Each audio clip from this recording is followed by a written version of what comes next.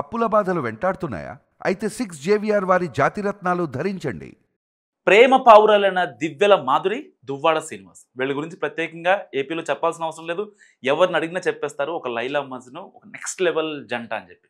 So ఇప్పుడు అదే ఆవిడ ప్రేమించిన ఆయన కోసం, దువ్వాడ శ్రీనివాస్ కోసం దివ్యల మాధురి జగన్ వద్దకు వెళ్ళి చక్రం తిప్పింది. ఎలా అంటే ఆయన మీద పెట్టిన సస్పెన్షన్ ఎత్తివేసేంత. సో డిస్కస్ చేద్దాం. వెల్కమ్ టు మనం టీవీ. నేను మీ మనోజ్.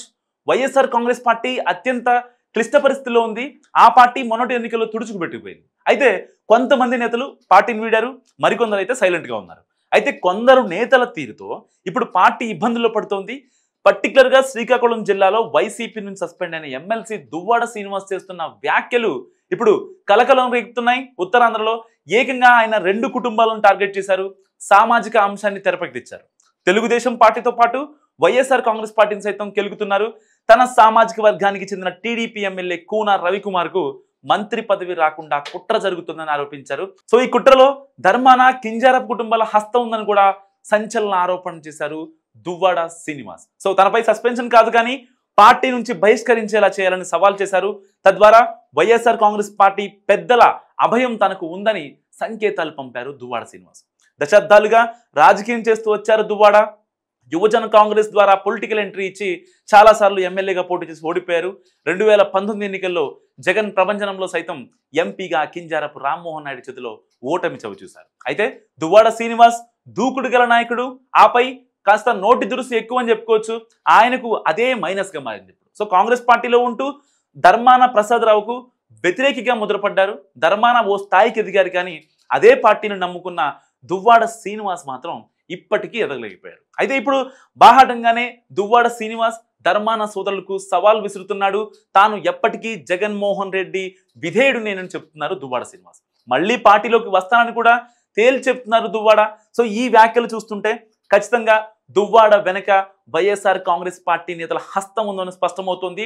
పార్టీలోకి వస్తాను, ఒక్కొక్కరి లెక్క తేల్స్తానని కూడా ఆయన బహిరంగంగా హెచ్చరిస్తున్నారు. సో ధర్మాన కృష్ణదాస్ను ముసలి నక్కతో పోల్చుతున్నారు. ధర్మాన సోదరులను గెలవనివ్వమని హెచ్చరిస్తున్నారు. ఏకకాలంలో ఆయన వైసీపీతో పాటు టీడీపీ నేతలకు హెచ్చరికలు జారీ చేస్తున్నారు. అదే సమయంలో తన సామాజిక వర్గ అంశాన్ని తెరపైకి తెస్తుండడం కూడా పక్కా ప్లాన్ ఉందని, దీని వెనుక వైసీపీ స్కెచ్ ఉందన్న అనుమానాలు వ్యక్తమవుతున్నాయి. ఖచ్చితంగా వైసీపీ పెద్దల గైడ్ లైన్స్ తోనే ఆయన మాట్లాడుతున్నారని కూడా చర్చ జరుగుతుంది. సో వైఎస్ఆర్ కాంగ్రెస్ పార్టీలో ధర్మాన ప్రసాదరావు యాక్టివ్గా లేరు. పార్టీ హైకమాండ్ కోరుతున్నా ఆయన పెద్దగా స్పందించట్లేదు. మరోవైపు ధర్మాన కృష్ణదాస్ పార్టీ జిల్లా పగ్గాలు చూస్తున్నారు. సో ఇటువంటి పరిస్థితుల్లో ధర్మాన సోదరులకు చెప్పాలని జగన్మోహన్ రెడ్డి భావిస్తున్నారట సమాచారం. సో ముఖ్యంగా వారు పార్టీలో ఉంటూ టీడీపీతో అవగాహన చేసుకున్నారన్న అనుమానం కూడా జగన్లో ఉంది. ముఖ్యంగా కింజార కుటుంబంతో వారికి అవగాహన ఉందనేది ప్రధాన ఆరోపణ. సో వైసీపీ నేతలు చేస్తున్న జగన్ కూడా ఆల్రెడీ కంప్లైంట్ చేశారు. ధర్మాన ప్రసాదరావు పార్టీలో యాక్టివ్గా లేడు, ఆయన కింజార కుటుంబానికి మన దగ్గర ఉన్న డేటా చేరవేస్తున్నాడని చెప్పి ఇప్పటికే చాలా కంప్లైంట్లు. సో అందుకే ప్రత్యామ్నాయ రాజకీయాలు చేస్తున్నట్టు భావిస్తున్నారు జగన్. సో అందులో భాగంగానే దువ్వాడ శ్రీనివాస్కు గ్రీన్ సిగ్నల్ ఇచ్చినట్టు సమాచారం. కొద్ది రోజుల్లో దువ్వాడ శ్రీనివాస్ పై ఉన్న సస్పెన్షన్ ఎత్తివేసి శ్రీకాకుళం జిల్లా బాధ్యతలు అప్పగిస్తారని కూడా తెలుస్తుంది. మరి అందులో ఎంత వాస్తవం ఉంది? మరి దివ్యల మాధురిని జగన్ నమ్మారా లేదా? మీరేమనుకుంటున్నారో కామెంట్ రూపంలో చెప్పండి.